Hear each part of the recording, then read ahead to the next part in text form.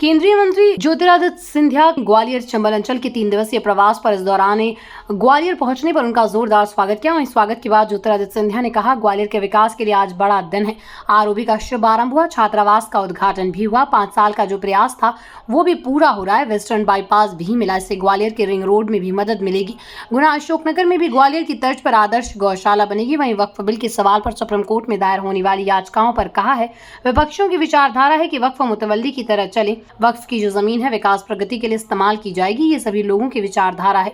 सभी समाज और मुस्लिम समाज की भी विचारधारा है। कुछ लोग होते हैं जिस तरह से नाके पर चुनकी होती है, वैसे मुस्लिम समाज में भी सदुपयोग नहीं करना देना चाहते।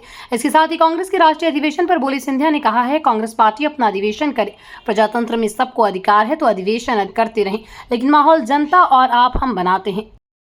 आज ग्वालियर के लिए बहुत बड़ी खुशखबरी कि जो आज हम लोगों का रेलवे ओवरब्रिज का उद्घाटन मुख्यमंत्री जी के हाथों द्वारा हुआ है। इसी के साथ 50 सीटर हमारे अनुसूचित जाति की हमारी बच्चियों के लिए भी एक हॉस्टल का उद्घाटन किया गया है। मैं धन्यवाद देना चाहता हूं। भविष्य में भी हमारा जो 5 साल का प्रयास था, जो कोविड के ज़माने में 2020 में हमने शुरू की थी कि पश्चिमी हाई बाईपास ग्वालियर का बने, 1347 करोड़ का गडकरी साहब ने स्वीकृत की है। हम सब सारे भारतीय जनता पार्टी के लोग प्रधानमंत्री जी को, गडकरी साहब को, मोहन यादव जी मुख्यमंत्री जी को दिल के गहराइयों से धन्यवाद अर्पित करते हैं। इससे पूरा रिंग रोड ग्वालियर का बनेगा और आज जो ग्वालियर पूर्वी क्षेत्र में विकास कर रहा था, अब स्टेडियम बनने के बाद और पश्चिमी बाईपास बनने के बाद पश्चिमी क्षेत्र में भी ग्वालियर विकास करता रहेगा।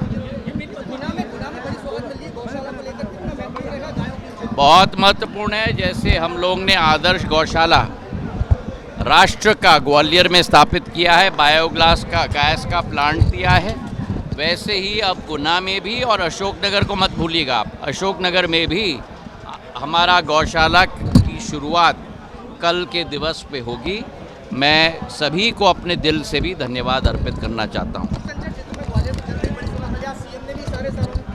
अब वही सीएम साहब और हम इस पर काम कर रहे हैं। थोड़ी चीज़ें थोड़ा हम सीएम साहब और हम तक थोड़ा सीमित रहने दो, फिर हम लोग जब समय होगा तब आपके समक्ष भी रखेंगे।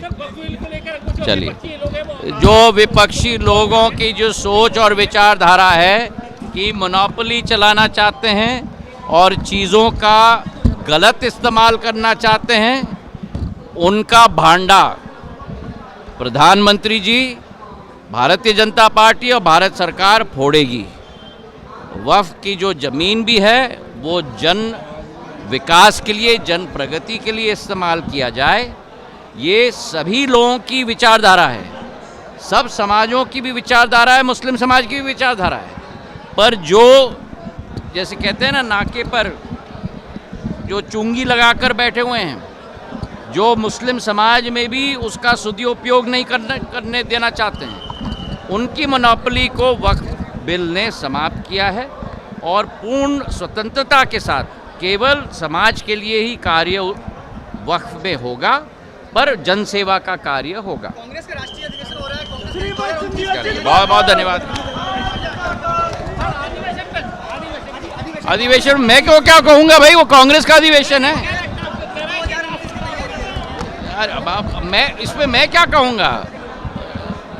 जयप्रकाश जी, और हम तो भारतीय जनता पार्टी के बारे में आप प्रश्न करो, हम उत्तर देंगे।